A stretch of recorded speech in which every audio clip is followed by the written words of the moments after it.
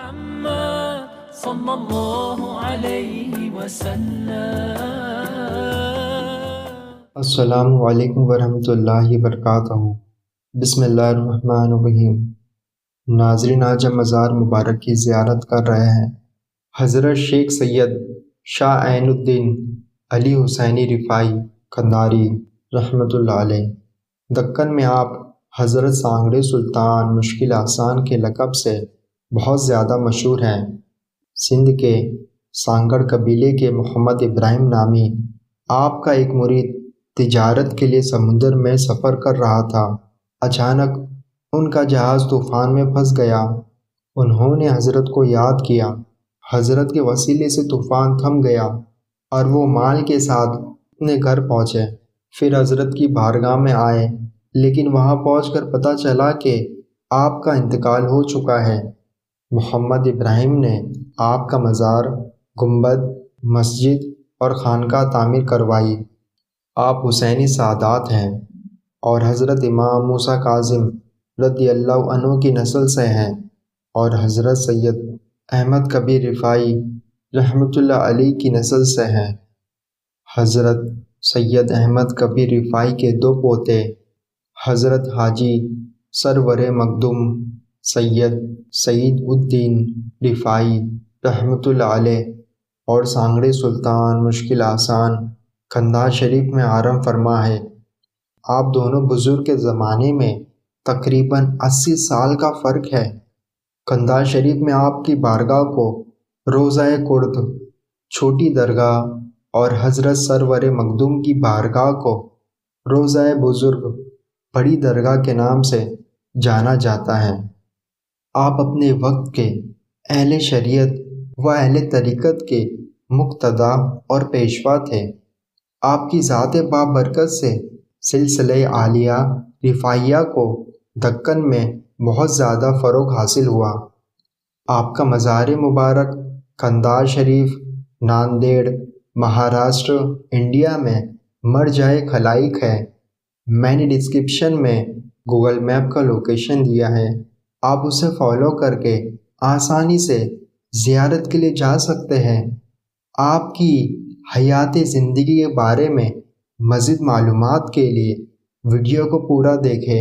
انشاءاللہ آپ کی معلومات میں ضرور اضافہ ہوگا۔ ویسے آپ کو ویڈیو اچھا لگا ہو تو ویڈیو کو لائک اور چینل کو سبسکرائب ضرور کریں۔ چلیے زیارت جاری رکھتے ہیں۔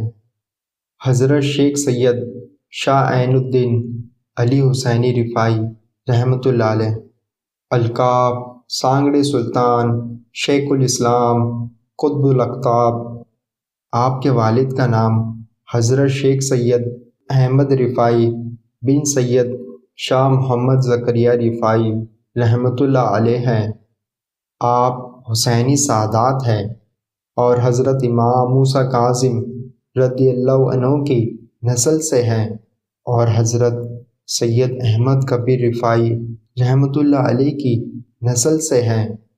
آپ کا شجرۂ نسب اس طرح ہے: سید علی حسینی رفاعی بن سید احمد رفاعی بن سید محمد زکریا رفاعی بن شیخ سید ابراہیم سپہ سالار رفاعی بن سید برہان الدین رفاعی بن سید شریف محمد رفاعی بن سید احمد رفاعی بن سید تاج الدین رفاعی بن سید احمد رفاعی بن سید نجم الدین رفاعی بن سید قطب الدین محمد رفاعی بن سید محی الدین ابراہیم رفاعی بن سید مہذاب الدین عبد الرحیم رفاعی بن شیخ سید احمد کبیر رفاعی بن سید سلطان علی رفاعی بن سید یحییٰ رفاعی نقیب البصرہ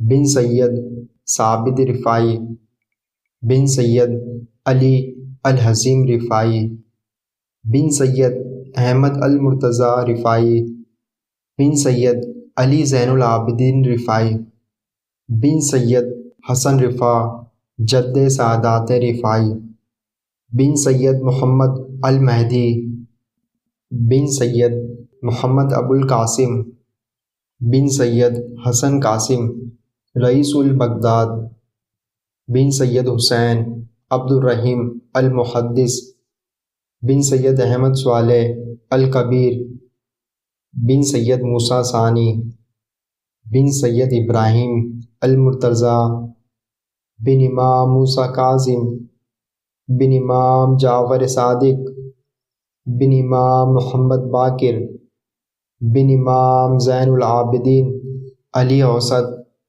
بن امام حسین شہید کربلا بن مولا علی شیر خدا کرم اللہ وجہ الکریم رضی اللہ تعالی عنہم اجمعین۔ آپ کے نانا حسنی سادات ہیں اور حضرت غوث العظم شیخ سید محی الدین عبد القادر جیلانی رضی اللہ عنہ کی نسل سے ہے۔ آپ کے پردادا حضرت شیخ سید ابراہیم رفاعی رحمۃ اللہ علیہ عراق سے دلی تشریف لائے تھے۔ آپ کے پردادا سلطان محمد بن تغلق کی فوج میں سپہ سالار تھے۔ حضرت خواجہ نظام الدین اولیاء محبوب الہی رحمۃ اللہ علیہ نے انہیں چشتی سلسلے کی خلافت عطا فرمائی تھی۔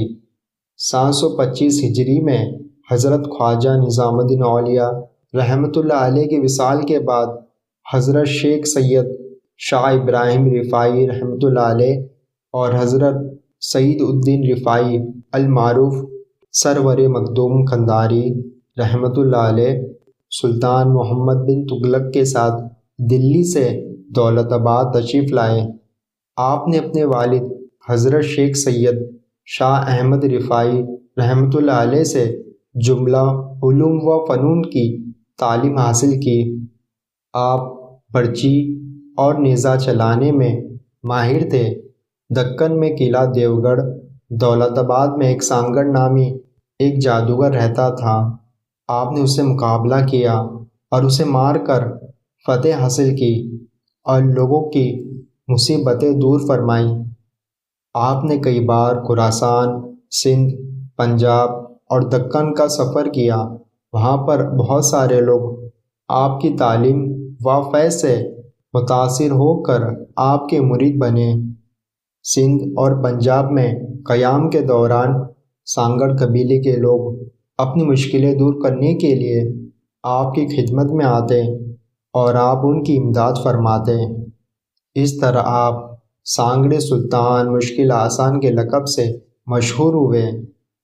دکن، سندھ اور پنجاب میں کثیر تعداد میں آپ کے مریدین تھے۔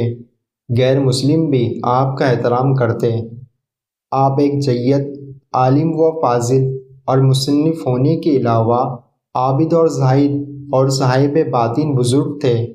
اکثر وقت عبادت و ریاضات اور مجاہدے و مراقبے میں گزارتے۔ آپ کے کشف و کرامت و عرفان کی شہرت آپ کے حین حیات زندگی میں ہو چکی تھی۔